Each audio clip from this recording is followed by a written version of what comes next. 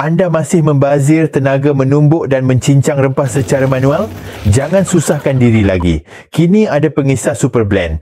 Hanya dengan satu butang, semua bahan boleh dikisar halus dengan mudah. Dengan teknologi canggih dari Jerman, Super Blend dilengkapi 8 bilah pisau ultra tajam.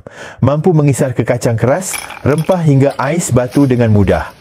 Motor 300 watt berkuasa tinggi membantu mesin berfungsi dengan lancar dan lebih pantas 30% berbanding mesin biasa.